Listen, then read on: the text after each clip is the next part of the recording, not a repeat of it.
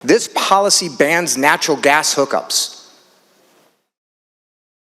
I have a decent memory, but you don't even need a decent memory to think about a week or two ago when it was 10 degrees, 12 degrees out, even colder in many places.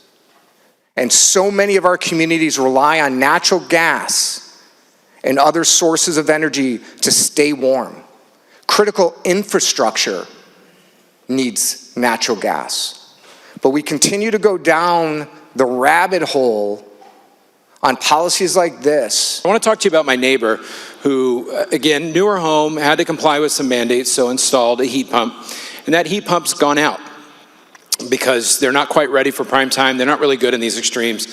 So what is he doing now? He's got a series of space heaters set up all over so his house can be warm enough to habitate in, so he doesn't have to go get a hotel. I can't tell you how many months he's going to have to wait. The service providers say they don't know when they'll get replacement parts. We are putting the cart before the horse here because there's no effective backup system for him and countless others across our state without natural gas. What this bill says, in the end, Mr. Speaker, is that people, at the worst of times, at the moment when they're most dependent, and it could be anybody, Mr. Speaker, it could be the people that have no fallback, no family, no community, or it could be some of us here who have a lot of those assets backing up. But people at the worst of times, under the worst of conditions, won't have a backup plan. They won't have an alternative. They won't have a neighbor who happens to have heat.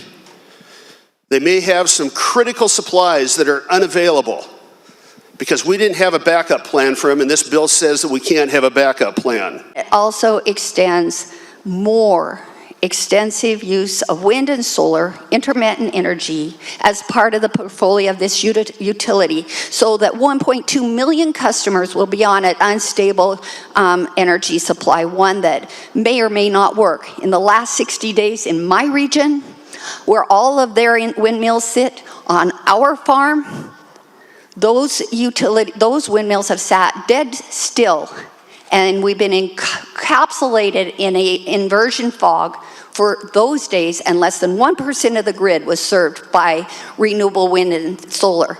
In the coldest part, when I drove home 2 weeks ago, it was minus 23, hanging around those very same windmills and covering the solar panels with frost. This is an insecure, unstable plan, Mr. Speaker, and it is something that has not been well thought through. The biggest impact that policies like this have are on those people who can least afford these policies. The poorest communities, the disadvantaged communities, and rural communities. This is a big mistake again, Mr. Speaker. It's the same bill from last year. And this chamber is capable of doing better than the same bill that failed.